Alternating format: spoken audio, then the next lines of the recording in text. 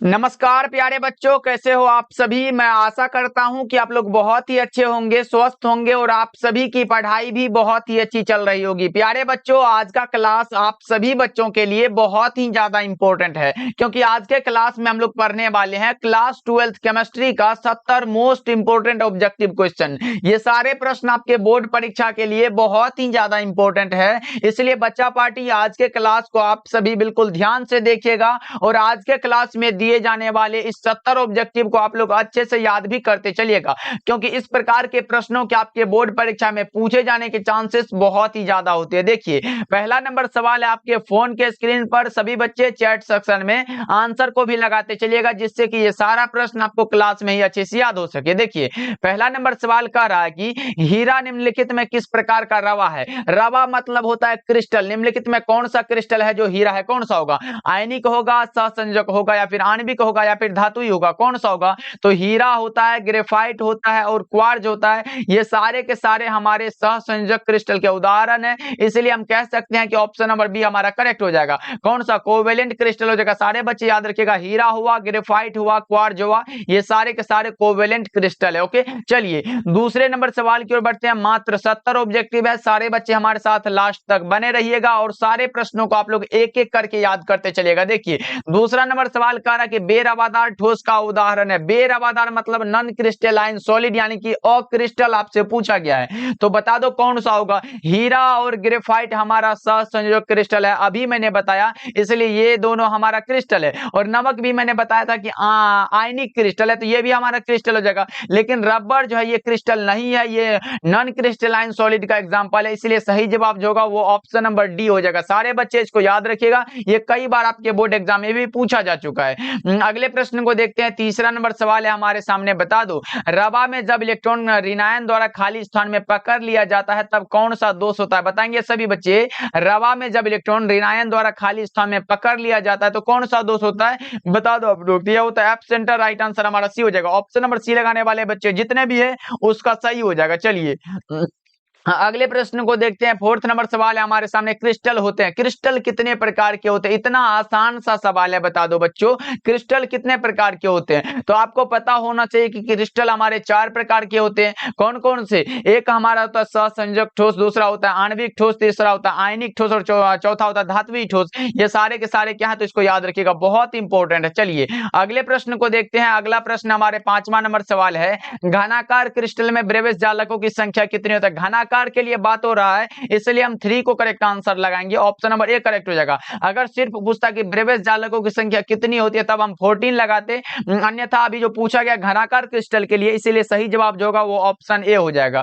अगले प्रश्न की ओर बढ़ते हैं। अगला प्रश्न 6 नंबर सवाल है हमारे सामने। संपराश्री विलयन डॉट डॉट डॉट के बराबर होते हैं। किसके बराबर होते हैं? ये मोलर सांद्रण के बराबर होते हैं। किसके? मोलर सांद्रण। कौन सा? ऑप्शन नंबर डी करेक्ट हो जाएगा। मोलर कंसंट्रेशन के क्या होते हैं? बराबर होते हैं। ओके जी, ये भी क्वेश्चन कई बार आपके बोर्ड एग्जाम में आ चुका है। अगले प्रश्न को देखते हैं। 7 नंबर सवाल है। टिंडल प्रभाव पाया जाता है। टिंडल प्रभाव किस में पाया जाता है? बहुत इंपॉर्टेंट क्वेश्चन है, बता दो। टिंडल प्रभाव सॉल में पाया जाता है। कौन सा? टिंडल प्रभाव किस में? तो सॉल में पाया जाता है बच्चों। ऑप्शन सी जितने भी बच्चे लगाए हो उसका सही हो जाएगा। चलिए अगले प्रश्न को देखते हैं। सारे बच्चे हमारे साथ लास्ट तक बने रहेंगे और सारे प्रश्नों को अच्छे से समझ के याद करते चलेंगे। देखिए, CaCl क्रिस्टल की संरचना कैसी होती है? CaCl मतलब सीजियम क्लोराइड की जो क्रिस्टल संरचना होती है वो कैसी होती है? तो मैं बता दूं बच्चों, अगर आपके सामने आए CaCl वाला बात, तो CaCl में क्रिस्टल की संरचना BCC होती है। अगर NaCl आए, NaCl यानी कि सोडियम क्लोराइड, तब कौन सा होता है? FCC होता है। ये दोनों को याद रख लो, ये दोनों आपके बोर्ड एग्जाम में पूछे जाते हैं। NaCl आए तो FCC लगाना, CaCl आए तो BCC लगाना, इसीलिए सही जवाब ऑप्शन नंबर सी हो जाएगा। CaCl मतलब सीजियम क्लोराइड की जो क्रिस्टल संरचना होती है वो BCC यानी कि body centred cubic unit cell में होती है, तो याद रखोगे आप लोग। चलिए 9 नंबर सवाल की ओर बढ़ते हैं। 9 नंबर सवाल कह रहा है कि निम्न में से ताप द्वारा प्रभावित नहीं होता। कौन सा है जो ताप का कोई असर ही नहीं होता उस पर? वे है मोलालिटी, मोललता होता है। मोललता पर ताप का कोई प्रभाव नहीं पड़ता है। Correct answer option number D को लगा लो। 10 नंबर सवाल है हमारे सामने, ये रहा। निम्न में विलयन के लिए कौन अनुसंख्यक गुण है? विलयन के अनुसंख्यक गुणधर्म वह है जो विलयन में उपस्थित विलय के कणों की संख्या पर निर्भर करता है। बता दो कौन सा होगा? मैंने 4 एग्जांपल बताया था। प्रासरणी दाब हुआ, हिमांक का अवनमन हुआ, क्वथनांक का उन्नयन हुआ और वाष्प दाब का अपेक्षिक अवनमन हुआ। लेकिन यहाँ परासरणी दाब आपको दिखाई दे रहा है, इसलिए सही जवाब ऑप्शन नंबर ए को लगा लो, सही हो जाएगा। चलिए अगले प्रश्न को देखते हैं। अगला प्रश्न हमारे सामने 11 नंबर सवाल है, विलियन की चालकता समानुपाती होती है, किसके समानुपाती है? विलियन की चालकता आयनों की संख्या के यानी कि नंबर ऑफ आयंस के क्या होती है? समानुपाती होता है। राइट आंसर बी हो जाएगा। अगले प्रश्न को देखते हैं। 12 नंबर सवाल है, निम्न में से विद्युत का सुचालक कौन सा? सुचालक कौन सा होगा? ग्रेफाइट होगा क्या? ऑप्शन बी राइट आंसर हो जाएगा। सारे बच्चे याद रखिएगा, विद्युत का सुचालक जो होता है वो ग्रेफाइट होता है। अगले प्रश्न की ओर बढ़ते हैं। अगला प्रश्न है हमारे सामने 13 नंबर सवाल, बता दो आयनीकरण का सिद्धांत किसने दिया था? ये दिया था आर्हेनियस साहब ने। कौन सा? ऑप्शन नंबर बी में दिया गया। सारे बच्चे याद रखिएगा, आयनीकरण का सिद्धांत जो दिया गया था वो दिया गया था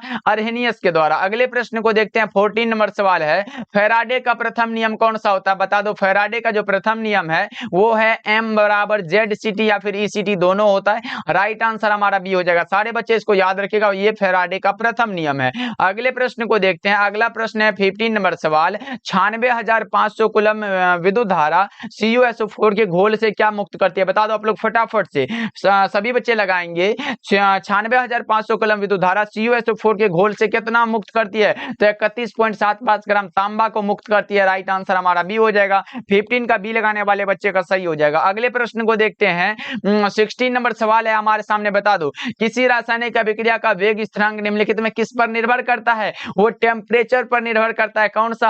ऑप्शन ए में दिया गया, टेम्परेचर पर यह हमेशा निर्भर करता है। राइट आंसर ये हो जाएगा। चलिए 17 नंबर सवाल की ओर बढ़ते हैं। बच्चों क्लास को भी आप लोग लाइक करते चलिएगा, जितने भी बच्चे जुड़े हुए हो हमारे साथ, एक बार सभी बच्चे क्लास को भी लाइक कर दीजिएगा। देखिए 17 नंबर सवाल कह रहा है कि हैबर विधि से अमोनिया के निर्माण में निम्नलिखित में कौन सा उत्प्रेरक का प्रयोग होता है? वो होता है लोहे का महीन पाउडर का। राइट आंसर क्या होगा? ऑप्शन ए हमारा सही हो जाएगा। चलिए अगले प्रश्न को देखते हैं। 18 नंबर सवाल है हमारे सामने, किसी वस्तु के प्रतिक्रिया करने का दर किस पर निर्भर करता है? बहुत ही अच्छा क्वेश्चन है। बता दो बच्चों, किसी वस्तु के प्रतिक्रिया करने का जो दर निर्भर करता है वो सक्रिय भार पर निर्भर करता है, यानी कि एक्टिव वेट पर निर्भर करता है। करेक्ट आंसर ऑप्शन डी हो जाएगा। 19 नंबर सवाल है आपके सामने, बता दो 19 नंबर सवाल का जवाब, प्रथम कोटि की अभिक्रिया के लिए वेग स्थिरांक की इकाई क्या होती है? ये बहुत इंपॉर्टेंट क्वेश्चन है, याद रखिएगा बच्चों, ये बहुत ही इंपॉर्टेंट है। हर एक बार आपके बोर्ड एग्जाम में ये प्रश्न पूछा जाता है। प्रथम कोटि की अभिक्रिया के लिए वेग स्थिरांक की इकाई की बात करें तो वो हमारा सेकंड इनवर्स होता है। कौन सा? Option number A correct answer हो जाएगा। सारे बच्चे याद रखिएगा, ओके। और शून्य कोटि के लिए पूछे तो mole litre inverse second inverse होता है, तो इसको भी आप लोग याद रख लो। चलिए अगले प्रश्न को देखते हैं। 20 नंबर सवाल है आपके सामने। 20 नंबर सवाल कर रहा है, निम्नलिखित में कौन लायोफिलिक कोलाइड है? लायोफिलिक कोलाइड आपसे पूछा गया, कौन सा होगा? दूध होगा, गम होगा, कोहरा होगा या फिर खून होगा? कौन सा? तो गम मतलब गोंद होता है, वही होता है। राइट आंसर हमारा बी हो जाएगा। देखो इंग्लिश को यहाँ पे हिंदी में लिख के दे दिया है, गम मतलब क्या होता है? गोंद होता है। ओके, याद रखोगे बच्चों, बहुत इंपॉर्टेंट है। 21 नंबर सवाल है आपके सामने। 21 नंबर सवाल है, टाइलिन नामक एंजाइम का स्रोत कौन सा होता है? वो होता है जीव की लार। कौन सा? जीव की लार। ऑप्शन नंबर सी आपका राइट आंसर है। 22 नंबर सवाल है आपके सामने, बता दो 22 नंबर सवाल कह रहा है कि दूध एक उदाहरण है, दूध इमल्सन का उदाहरण यानी कि पायस का उदाहरण होता है बच्चों। तो कौन सा ऑप्शन को लगाओगे आप लोग? तो ऑप्शन नंबर डी आपका सही होना चाहिए, क्योंकि पायस का उदाहरण, तो दूध पायस का उदाहरण है। सारे बच्चे इसको याद रखेंगे। 23 नंबर सवाल है आपके सामने, बता दो साबुन ग्रीस को किसके द्वारा निकालता है? साबुन जो है ग्रीस को किसके द्वारा निकालता है? तो इमल्सीकरण के द्वारा। साबुन ग्रीस को इमल्सीकरण के द्वारा निकाला जाता है, इसलिए सही जवाब जो होगा वो ऑप्शन बी हो जाएगा। 23 का करेक्ट आंसर। जितने भी बच्चे बी लगा रहे हो उसका सही हो जाएगा। चलिए अगले प्रश्न को देखते हैं। 24 नंबर सवाल है, सामान्य ताप एवं दाब पर किसी गैस के एक मोल का आयतन कितना होता है? एक मोल का जो आयतन होता है वो होता है 22.4 लीटर। क्या होता है? 22.4 लीटर होता है। सही जवाब विकल्प नंबर बी हो जाएगा। सारे बच्चे याद रखिएगा, सामान्य ताप एवं दाब पर किसी गैस के एक मोल का आयतन जो होता है वो 22.4 लीटर होता है। अगले प्रश्न को देखते हैं। 25 नंबर सवाल है, निम्नलिखित में कौन सा धातु सामान्यतः मुक्त अवस्था में पाया जाता है? मुक्त अवस्था में मैं कितना बार बता चुका हूं, सोना। कौन सा? एयू दिया गया, सिंबल उसका दिया गया, तो हम लोग लगा सकते हैं। ऑप्शन बी राइट आंसर हो जाएगा। सारे बच्चे याद रखेंगे, ये क्वेश्चन बहुत ही इंपॉर्टेंट है, घुमा फिरा के हर एक बार पूछ ही दिया जाता है, इसलिए भूलना नहीं है। ऑप्शन बी आपका राइट आंसर है।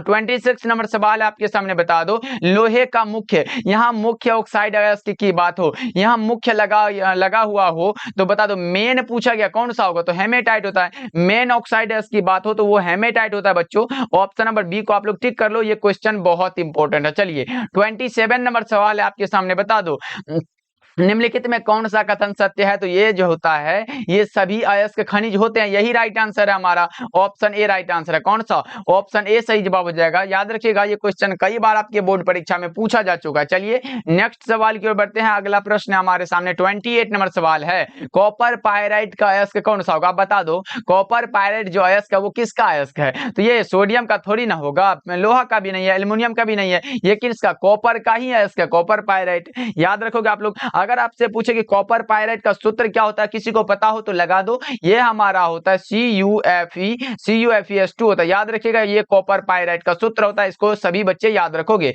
अगले प्रश्न को देखते हैं। 29 नंबर सवाल है। सल्फाइड अयस्कों का सांद्रण किस विधि से किया जाता है? ये किया जाता है फ्रोथ फ्लोटेशन मेथड के द्वारा। राइट आंसर हमारा ए होगा। फेन उत्प्लावन विधि के द्वारा क्या होता है? सल्फाइड अयस्कों का सांद्रण किया जाता है। राइट आंसर हमारा ए हो जाएगा। अगले प्रश्न को देखते हैं। 30 नंबर सवाल है। ओलियम का सूत्र क्या होता है? ओलियम का सूत्र की बात करें तो H2S2O7 होता है। ओलियम का सूत्र होता है H2S2O7 होता है। कौन सा ऑप्शन लगाओगे आप लोग?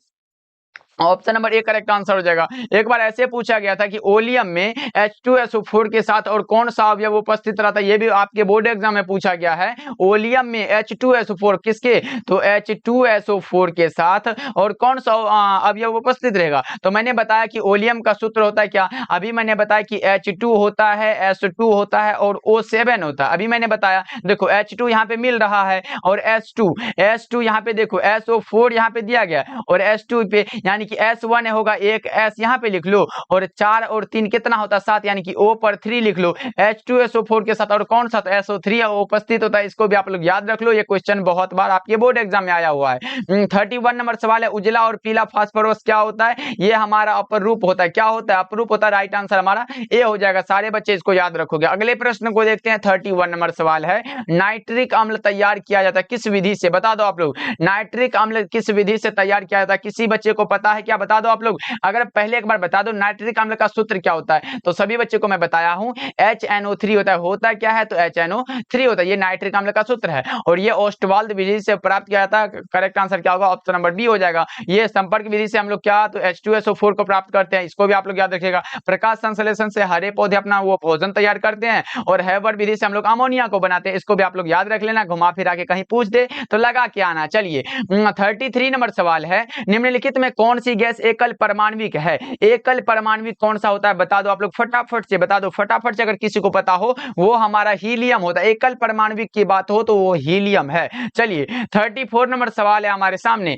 34 नंबर सवाल कह रहा है कि चक्रीय मेटाफॉस्फोरिक अम्ल में पीओपी बॉन्ड की संख्या कितनी होती है? चक्रीय मेटाफॉस्फोरिक अम्ल में पीओपी बॉन्ड की जो संख्या होती है वो कितनी होती है? 3 होती है। राइट आंसर हमारा सी हो जाएगा। करेक्ट आंसर है 34 का। जितने भी बच्चे सी लगाए हो उसका राइट आंसर हो जाएगा। चलिए बच्चा पार्टी लास्ट में पूछेंगे आप लोग 70 में कितना सही कर पाते हो, इसलिए सारे प्रश्नों का आंसर को लगाते चलना आप लोग। चलिए 35 नंबर सवाल है। XeF4 का आकार कैसा होता है? जेनोन टेट्राफ्लोराइड का आकार कैसा होगा? बता दो आप लोग। यह होता है स्क्वायर प्लेनर, क्या वर्ग समतलीय होता है। इसलिए सही जवाब जो होगा वो ऑप्शन बी हो जाएगा। क्या? ऑप्शन बी राइट आंसर हो जाएगा। बच्चों याद रखिएगा ये क्वेश्चन भी बहुत बार आपके बोर्ड एग्जाम में आ चुका है। चलिए अगले प्रश्न को देखते हैं। निम्न में से कौन सा बंध सबसे ज्यादा प्रबल होता है? कौन सा होता है जो सबसे ज्यादा स्ट्रॉन्गेस्ट जो बॉन्ड होता है? कौन सा होगा? बता दो आप लोग फटाफट से। वो होता है क्लोरीन और क्लोरीन के बीच का बॉन्ड होता है। इसलिए सही जवाब जो होगा वो ऑप्शन नंबर बी को आप लोग लगा लो। अगले प्रश्न को देखते हैं। 37 नंबर सवाल है। क्रोमियम की अधिकतम ऑक्सीकरण अवस्था कितनी होती है? क्रोमियम की अधिकतम ऑक्सीकरण अवस्था +6 होती है।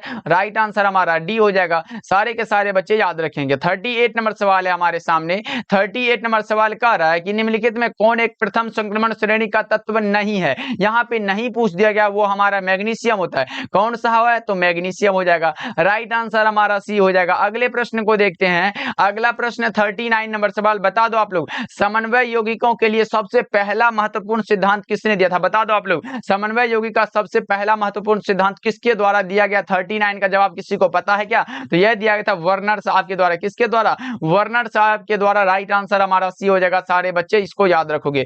अगले प्रश्न को देखते हैं। 40 नंबर सवाल है, कार्बनिक यौगिक में तत्व उपस्थित होना चाहिए। वैसे तो कार्बनिक यौगिक में ऑक्सीजन भी होता है, हाइड्रोजन भी होता है, नाइट्रोजन, ये सारे के सारे होते हैं, लेकिन जिसका होना आवश्यक है, जैसे शादी में लड़का जिसका शादी हो उसका होना आवश्यक होता है, उसी प्रकार कार्बनिक यौगिक यानी कि ऑर्गेनिक कंपाउंड में वो कार्बन का होना बहुत ही आवश्यक होता है। इसीलिए सही जवाब होगा ऑप्शन नंबर बी, बिल्कुल सही हो जाएगा। ओके जी बच्चों, याद रखिएगा ये क्वेश्चन बहुत इंपॉर्टेंट है। चलिए 41 नंबर सवाल है हमारे सामने, बता दो उष्मा और विद्युत का अच्छा चालक निम्नलिखित में कौन सा है। उष्मा और विद्युत का सबसे अच्छा चालक होता है ग्रेफाइट। क्या होता है? ग्रेफाइट होता है। सारे बच्चे क्या करोगे, इसको अच्छे से याद कर लो, ये भी क्वेश्चन बहुत इंपॉर्टेंट है। 43 नंबर सवाल है हमारे सामने, बता दो विटामिन B12 में क्या उपस्थित रहता है। विटामिन B12 में कोबाल्ट उपस्थित रहता है। विटामिन B12 में कोबाल्ट उपस्थित होता है बच्चों। 42 का ऑप्शन ए करेक्ट हो जाएगा। 43 नंबर सवाल कह रहा है कि इथेन में कार्बन का हाइब्रिडाइजेशन कितना होता है। sp3 होता है। इथेन के लिए पूछा गया, sp3 हो जाएगा। सही जवाब ऑप्शन ए हो जाएगा। 44 नंबर सवाल है हमारे सामने, बता दो कार्बन कार्बन एकल बॉन्ड की लंबाई कितनी होती है। बहुत ही अच्छा प्रश्न है, बता दो आप लोग। कार्बन कार्बन एकल बॉन्ड की लंबाई होती है 1.54 एंगस्ट्रम होता है। राइट आंसर हमारा ऑप्शन सी बिल्कुल सही हो जाएगा। अगले प्रश्न को देखते हैं। 45 नंबर सवाल है, SN2 क्रियाविधि में किसका निर्माण होता है। SN2 क्रियाविधि में किसका निर्माण होगा बच्चों, लगा दो क्या होगा। यह होता है संक्रमण अवस्था का यानी कि ट्रांजिशन स्टेट का होता है। राइट आंसर हमारा ऑप्शन बी हो जाएगा। अगले प्रश्न को देखते हैं। 56 नंबर सवाल है, एल्कोहल में सक्रिय क्रियाशील मूलक कौन सा होता है। एल्कोहल में जो होता है वो हमारा होता है आर और OH। ये हमारा आर क्या है, आर हमारा है एल्काइल ग्रुप। आर क्या है, एल्काइल ग्रुप है। और OH जो होता है ये क्या है, एल्कोहल का फंक्शनल ग्रुप है। इसलिए सही जवाब हम कह सकते हैं कि ऑप्शन नंबर ए हमारा करेक्ट आंसर हो जाएगा। COOH जो होता है ये कार्बोक्सिलिक अम्ल का वो फंक्शनल ग्रुप है। CHO एल्डिहाइड है और ये कीटोन है। तो इसको भी आप लोग याद रखोगे बच्चों, ये भी बहुत इंपॉर्टेंट है। चलिए अगले प्रश्न को देखते हैं। 47 नंबर सवाल है, ग्लिसरॉल क्या होता है। ग्लिसरॉल जो होता है ये ट्राइहाइड्रिक अल्कोहल होता है, यानी कि ऐसे इसका स्ट्रक्चर होता है। पहले हमारा होता है CH2OH होता है, उसके बाद क्या होता है, फिर होता है CHOH होता है, उसके बाद फिर क्या होता है CH2OH होता है। ये किसका है, तो ग्लिसरॉल का स्ट्रक्चर होता है। इसको समझ सकते हो क्या है, ट्राइहाइड्रिक अल्कोहल है। ऑप्शन सी हमारा सही हो जाएगा। अगले प्रश्न को देखते हैं। 48 नंबर सवाल है, प्राइमरी अल्कोहल का उत्प्रेरक निर्जलीकरण से क्या मिलता है। तो ये हमारा बनता है CHO यानी कि एल्डिहाइड बनता है। राइट आंसर हमारा ऑप्शन डी हो जाएगा। अगले प्रश्न को देखते हैं। 49 नंबर सवाल है, मेथेनॉल का सूत्र क्या होता है। मेथेनॉल का सूत्र होता है CH3OH। कौन सा, मेथिल प्लस अल्कोहल बराबर मेथेनॉल। ऑप्शन ए हमारा करेक्ट हो जाएगा। अगले प्रश्न को देखते हैं। 50 नंबर सवाल है, एक एल्डिहाइड के ऑक्सीकरण से क्या प्राप्त होता है। एक एल्डिहाइड के ऑक्सीकरण से हमारा कार्बोक्सिलिक एसिड प्राप्त होता है। और कौन सा ऑप्शन में एसिड दिया गया, तो ऑप्शन नंबर डी में करेक्ट आंसर हो जाएगा। क्या होता है, कार्बोक्सिलिक एसिड प्राप्त होता है हम लोगों को। चलिए अगले प्रश्न को देखते हैं। 51 नंबर सवाल है, बेंजीन का सूत्र क्या होता है। बच्चा पार्टी, ये बच्चा वाला सवाल आपसे पूछ दिया गया। हम इसको दो तरह से, एक तो हम लोग ऐसे भी कर सकते कि ये हमारा क्या है भैया, ये हमारा बेंजीन का सरल सूत्र है। ये क्या है, तो बेंजीन का सरल सूत्र है। या फिर हम लोग अगर इस पे OH लगा दिए तो ये हमारा कौन सा होगा, फिनोल हो जाएगा। लेकिन हमें फिनोल नहीं पूछा गया तो हम लोग कैसे लगा सकते हैं। अभी का जो करेक्ट आंसर होगा वो C6H6 होता है। राइट आंसर हमारा ऑप्शन सी हो जाएगा। सारे बच्चे इसको याद रखोगे। चलिए अगले प्रश्न को देखते हैं। 52 नंबर सवाल है, एक कच्चा पदार्थ जो नायलॉन बनाने में प्रयुक्त होता है वो कौन सा होता है। एक कच्चा पदार्थ जो नायलॉन बनाने में प्रयुक्त है वो कौन सा होता है, बता दो बच्चों क्या होता है। वो हमारा होता है एडीपी अम्ल। कौन सा, ऑप्शन नंबर सी हमारा करेक्ट हो जाएगा। चलिए 53 नंबर सवाल की ओर बढ़ते हैं। 53 नंबर सवाल कह रहा है, निम्नलिखित में कौन तापदृढ़ प्लास्टिक है। बता दो निम्नलिखित में कौन सा है जो तापदृढ़ प्लास्टिक का एग्जांपल है, तो बेकेलाइट। बेकेलाइट जो होता है ये तापदृढ़ प्लास्टिक है। ऑप्शन सी हमारा करेक्ट हो जाएगा। 54 नंबर सवाल है हमारे सामने, बता दो बच्चों। 54 नंबर सवाल कह रहा है कि पॉलीथीन एक बहुलक है। पॉलीथीन किसका बहुलक होता है, पॉलीथीन हमारा क्या होता है, पॉलीथीन ईथीन का बहुलक होता है। किसका, पॉलीथीन एक ईथीन का बहुलक है बच्चों। ऑप्शन बी हमारा करेक्ट हो जाएगा। अगले प्रश्न को देखते हैं। 55 नंबर सवाल है, प्राकृतिक रबर एक बहुलक है। किसका, प्राकृतिक रबर आइसोप्रीन का बहुलक है। प्राकृतिक रबर आइसोप्रीन का बहुलक है हमारा हमारे साथ बोल भी लो, जिससे कि ये सारा प्रश्न आपको क्लास में ही आपके दिमाग में सेट होते चले। चलिए 56 नंबर सवाल की ओर बढ़ते हैं। 56 नंबर सवाल कह रहा है आपके सामने है, गन्ने की चीनी के जल अपघटन से निम्नलिखित में क्या मिलता है? गन्ने की चीनी के जल अपघटन से क्या मिलता है बता दो। ये मिलता है ग्लूकोज एवं फ्रक्टोज। राइट आंसर हमारा ऑप्शन नंबर सी हो जाएगा। 56 का कितने बच्चे हो जो ऑप्शन नंबर सी लगाए हो? फटाफट से लगा दो आप लोग, बहुत अच्छे। चलिए अगले प्रश्न को देखते हैं। अगला प्रश्न आपके सामने C6H12O6 जो होता है वो दोनों का फॉर्मूला होता है। देखो, विटामिन जो खून को स्कंदित होने में मुख्य भूमिका निभाता है वो कौन सा होता है? कौन सा विटामिन है जो खून को स्कंदित होने में भूमिका निभाता है? वो हमारा होता है विटामिन के। कौन सा? विटामिन के होता है। राइट आंसर हमारा ऑप्शन डी हो जाएगा। सारे बच्चे याद रखिएगा। चलिए अगले प्रश्न को देखते हैं। अगला प्रश्न हमारे 58 नंबर सवाल है, बता दो निम्नलिखित में से कौन कार्बोहाइड्रेट प्रकृति में प्रचुर मात्रा में पाया जाता है? प्रचुर मात्रा में सेल्यूलोज पाया जाता है। कई बार मैं बता भी चुका हूं कि निम्नलिखित में कौन सा कार्बोहाइड्रेट है जो प्रकृति में प्रचुर मात्रा में पाया जाता है?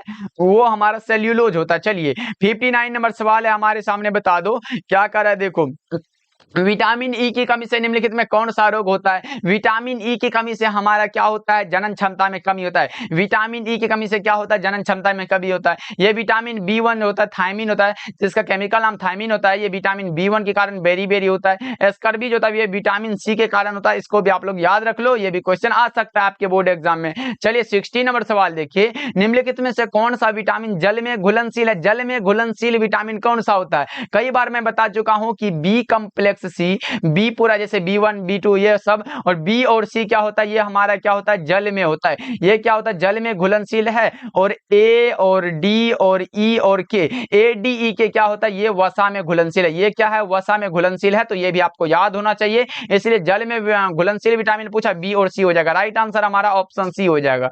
चलिए अगले प्रश्न को देखते हैं। 61 नंबर सवाल है, एंजाइम क्या होता है? Enzyme is a protein. कौन सा? एंजाइम हमारा प्रोटीन है। एंजाइम क्या है बच्चा पार्टी? तो प्रोटीन है। राइट आंसर कौन सा? तो सी हो जाएगा। सारे बच्चे एक बार क्लास को लाइक कर देंगे, जितने भी बच्चे जुड़े हुए हैं सभी बच्चे एक बार क्लास को भी लाइक करते चलिएगा। चलिए अगले प्रश्न को देखते हैं। 62 नंबर सवाल है, कोशिका का पावर हाउस क्या कहलाता है? कौन सा है जो कोशिका का पावर हाउस कहलाता है? माइटोकॉन्ड्रिया। माइटोकॉन्ड्रिया का कोशिका का पावर हाउस कहा जाता है, इसलिए सही जवाब ऑप्शन डी होगा। चलिए अगले प्रश्न की ओर बढ़ते हैं। अगला प्रश्न 63 नंबर सवाल है, मनुष्य की लार में पाया जाने वाला एंजाइम कौन सा होता है? मनुष्य की लार में पाया जाने वाला जो एंजाइम होता है वो कौन सा होता है? तो वो होता है हमारा, फटाफट से बता दो, टाइलिन होता है। टाइलिन नामक होता है, वो जीव की लार से बनता है। ऑप्शन ए करेक्ट हो जाएगा।